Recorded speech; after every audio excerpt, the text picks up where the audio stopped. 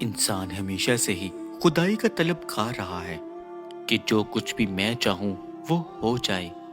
جب ایسا ممکن نظر نہ آیا تو اس نے دیگر راستے تلاش کرنا شروع کیے کہ جن راستوں سے وہ اپنی تمام تر مرادیں پوری کر سکے۔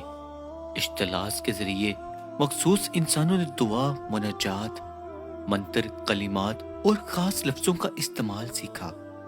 الفاظ کے اثرات کا نسخہ سب سے پہلے اللہ کی ذات نے حضرت آدم علیہ السلام کو عطا کیا، جو کہ انہیں غلطی معاف کرانے کے سلسلے میں سکھائے تھے۔ انسانوں نے وحی اور اپنی ذاتی تجربے سے سیکھا کہ کچھ الفاظ ایسے ہوتے ہیں جو دلوں میں محبت پیدا کر سکتے ہیں، جبکہ کچھ الفاظ نفرت کے بیج بو سکتے ہیں، اور کچھ الفاظ انسان کو خدا سے جوڑ سکتے ہیں۔ الہامی کتابیں بھی اللہ کے نیک اور مخصوص بندوں کی دعا اور ناموں کا ذکر کرتی ہیں۔ مثال کے طور پر حضرت سلیمان علیہ السلام کی دعا، حضرت یونس علیہ السلام کی دعا۔ اسی طرح حضور کائنات حضرت محمد مصطفیٰ صلی اللہ علیہ وآلہ وسلم کے ذریعے سکھائی گئی مختلف مسنون دعائیں اور ذکر و وظائف۔ ان اذکار اور دعاؤں میں کچھ دعائیں واقعی طور پر ایسی ہوتی ہیں جو دعائیں یقینی طور پر قبول ہوتی ہیں، اور ان دعاؤں کے مثبت ترین نتیجے نکلتے ہیں۔ انہی طریقوں میں سے ایک طریقہ اسم اعظم کا ہے۔ اسم اعظم اللہ تبارک و تعالیٰ کا نام ہے، اور ابراہیمی مذاہب میں اپنے محبوب کو پیارے ناموں سے پکار کر اس کی توجہ حاصل کرنا ایک قدیمی نسخہ مانا گیا ہے۔ زمانہ قدیم سے علماء، صوفیاء اور ماہر روحانیات اللہ پاک کے سینکڑوں صفاتی ناموں میں سے ایک اسم اعظم کی تلاش میں مصروف رہے۔ اسم اعظم ایک ایسی بابرکت چیز ہے جس میں بے پناہ روحانی طاقت ہوتی ہے۔ جو کام بظاہر مشکل نظر آتے ہیں وہ سب کے سب کام اسم اعظم کی وجہ سے آسان ہو جاتے ہیں، کیونکہ اس کے ذریعے بندے کا تعلق اللہ کی ذات سے مضبوط تر ہو جاتا ہے، اور اس بندے کو اللہ کی جانب سے غیبی مدد حاصل ہوتی ہے۔ احادیث کے مفہوم کے مطابق اسم اعظم کے ذریعے اللہ کی ذات سے جو بھی دعا مانگی جائے تو اللہ اس دعا کو قبول فرماتا ہے۔ اسم اعظم اسراروں کا اسرار اور رازوں کا راز ہے۔ کہا جاتا ہے کہ یہی وہ نام ہے کہ جس کے استعمال سے حضرت عیسیٰ علیہ السلام مردوں کو زندہ کیا کرتے تھے، اور یہی نام حضرت موسیٰ علیہ السلام کے عصا مبارک پہ لکھا ہوا تھا، جس کے ذریعے انہوں نے سمندر کے 2 ٹکڑے کیے تھے۔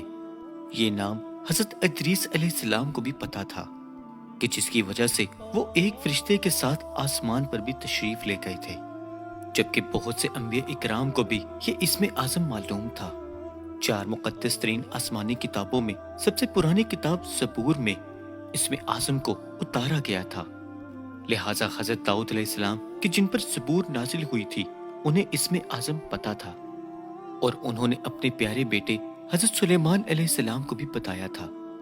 آسمانی کتابوں اور قرآن مجید میں حضرت سلیمان علیہ السلام کا وہ مشہور واقعہ بھی موجود ہے کہ جب حضرت سلیمان علیہ السلام نے تخت بلقیس کو لانے کا حکم دیا تو دربار میں موجود آپ کے ایک وزیر نے کہا کہ میرے پاس وہ طاقت ہے، آپ کے پلک جھپکنے سے پہلے ہی میں وہ تخت ملک سبا سے لا کر یہاں حاضر کر سکتا ہوں، اور بعد ازاں واقعی ایسا ہوا۔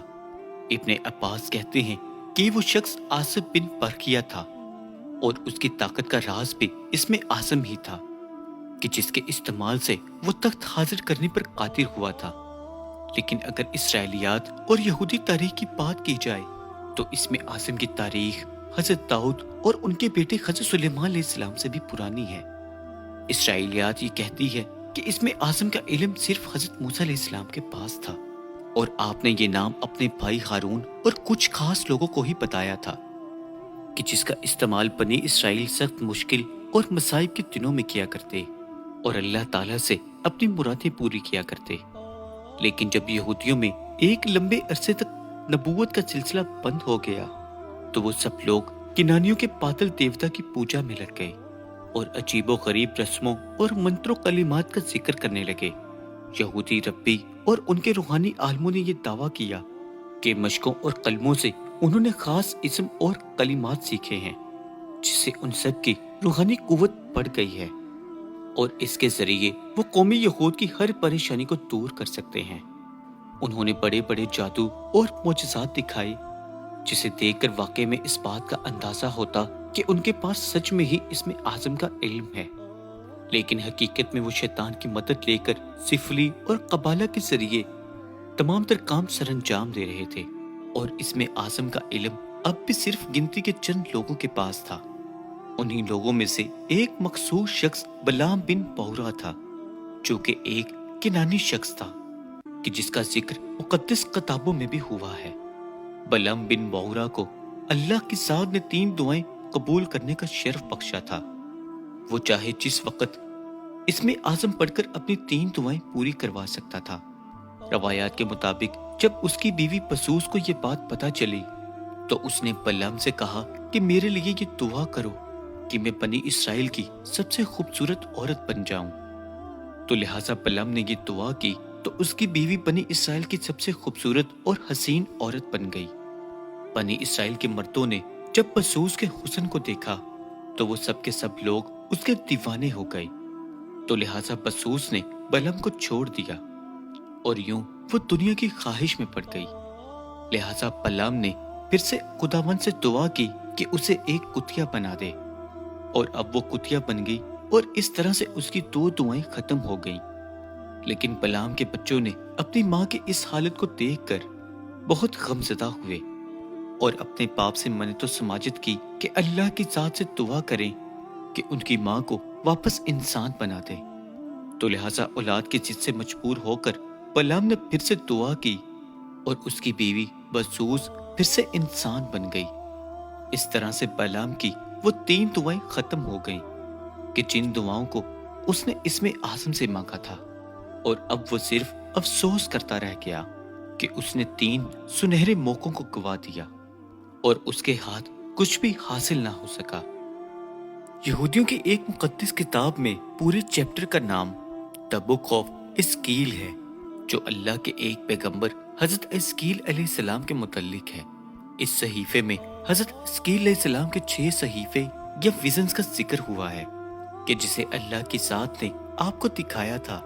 پہلا مکاشفہ خشک ہڈیوں کی وادی تھی، جہاں سے حضرت اسکیل علیہ السلام گزرے تو اس جگہ مردوں کی ہڈیاں بکھری پڑی تھیں۔ آپ علیہ السلام کی دعا سے ان تمام ہڈیوں پر گوشت چڑھ گیا اور وہ مردے زندہ ہو کر پھر سے کھڑے ہو گئے۔ دوسرے مکاشفے میں حضرت حزقیل علیہ السلام یہ دیکھتے ہیں کہ یروشلم تباہ ہو گیا ہے اور انہیں مستقبل کی پیشن گوئی بتائی جاتی ہے۔ اس طرح یہودیوں کا غلام بننا، ہیکل سلیمانی کے تباہ ہونا اور تابوت سکینہ کا غائب ہونا اور آسمان پر ایک عظیم رتھ کو اڑتے ہوئے دیکھنا، یہ تمام تر چیزیں آپ کے مکاشفوں میں شامل تھیں۔ یہ 6 مکاشفے جاننے کے بعد حضرت حزقیل علیہ السلام اپنے اندر ایک خاص روحانی طاقت کو محسوس کرتے ہیں۔ یہ تمام تر باتیں جان کر یہودی حضرت حزقیل علیہ السلام سے بہت زیادہ متاثر ہوئے۔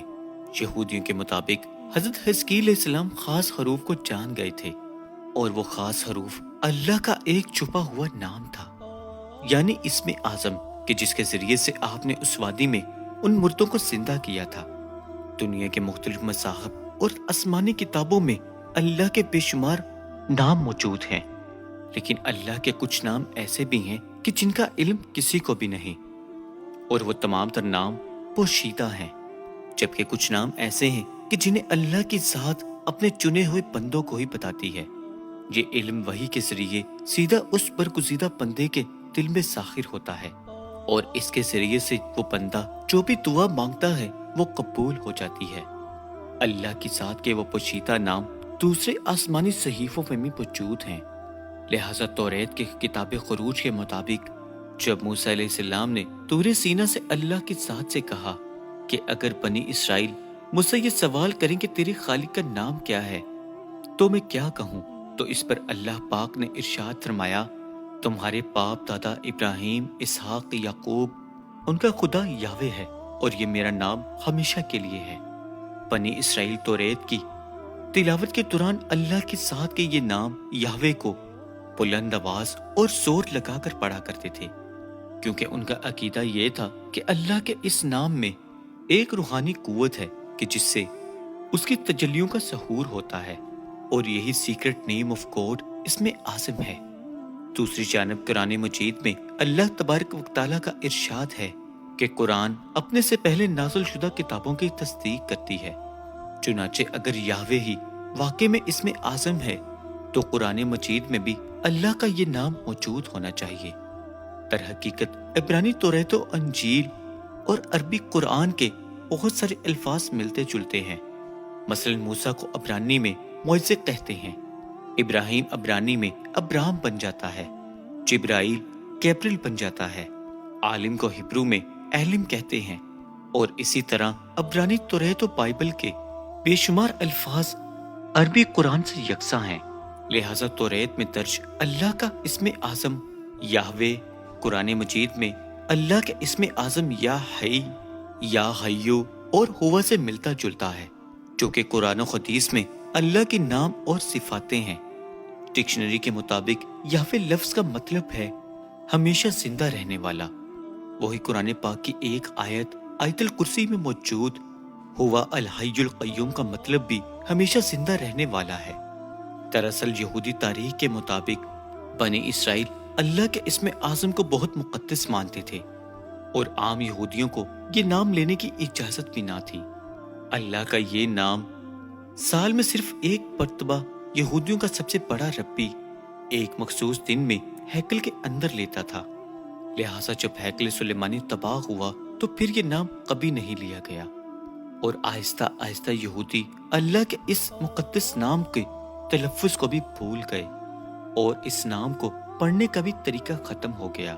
بعد میں یہودی اور کرسچنز نے یہوہ لفظ کو عبرانی اور بائبل میں تو شامل کیا، لیکن اس لفظ کو پڑھنے کا طریقہ پوری طرح سے بدل چکا تھا۔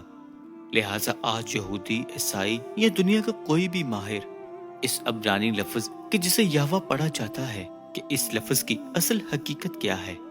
چنانچہ جب حضور نبی کریم صلی اللہ علیہ وآلہ وسلم پر قرآن پاک نازل ہوا تو اللہ کے اس بگڑے ہوئے نام کے صحیح تلفظ کو بتایا گیا، کیونکہ قرآن مجید اپنے سے پہلے شدہ نازل کتابوں کی تصدیق کے لیے نازل ہوا۔ لہٰذا ابو امامہ رضی اللہ تعالیٰ عنہ سے روایت ہے کہ رسول اللہ صلی اللہ علیہ وآلہ وسلم نے ارشاد فرمایا کہ اسم اعظم قرآن کی 3 سورتوں میں موجود ہے، سورہ البقرہ، سورہ آل عمران اور سورہ طٰہٰ۔ ان تینوں سورتوں میں الحی القیوم ہی وہ نام ہے جو کہ یکساں ہے اور اللہ کے اسم اعظم پر کھری اترتی ہے۔ زبانِ قدیم سے ہی صوفیہ اور ماہر تاریخ دان اسم اعظم کی تلاش میں مصروف رہے۔ اس سلسلے میں انہوں نے بہت طویل بحث اور گفتگو کی ہے، اور اپنے تمام تر مشاہدات اور تجربوں کو بیان کیا ہے۔ کچھ لوگوں نے الصمد کو اسم اعظم کہا، کچھ لوگوں نے ذوالجلال والاکرام کو، کچھ نے ربنا کو، کچھ لوگوں نے اللہ اور کچھ لوگوں نے یا حیو یا قیوم کو اسم اعظم مانا۔ صوفیہ 40 دنوں تک ان الفاظ کا ورد کرتے ہیں اور چلہ کاٹتے ہیں، اور لوگ ہر نماز کے بعد اپنے بزرگوں کے بتائے ہوئے اسم اعظم کا ورد بھی کرتے ہیں، لیکن ان کی جائز مرادیں اور دعائیں تب بھی قبول نہیں ہوتی، اور یہ بھی ممکن ہے کہ کچھ لوگوں کی دعائیں قبول بھی ہو جائیں۔ اس کی وجہ یہ ہے کہ بندہ اسم اعظم کی اصل روح سے محروم ہوتا ہے۔ اسم اعظم کا تعلق صرف لفظوں سے ہی نہیں ہے بلکہ کیفیات سے ہے۔ اسم اعظم پڑھنے والا بندہ جب اللہ کو اس طرح یاد کرتا ہے کہ ہر دوسری چیز سے اپنا رخ موڑ کر صرف اللہ کی ذات کی جانب ہی متوجہ ہوتا ہے، تو اس وقت اس کی زبان سے نکلے ہوئے کلمات اور اسم اعظم اثر رکھتی ہے۔ انبیاء کرام، ائمہ اور اولیاء اللہ اگر اسم اعظم سے آگاہ تھے تو اس کا مطلب یہ ہے کہ ان کے وجود میں حقیقت میں اللہ کا اسم اعظم اور اس کی حقیقت واضح ہوتی تھی، اور یہی وجہ تھی کہ ان کی دعائیں کبھی رد نہیں ہوتی تھیں، اور یہی اسم اعظم کا سب سے بڑا راز ہے۔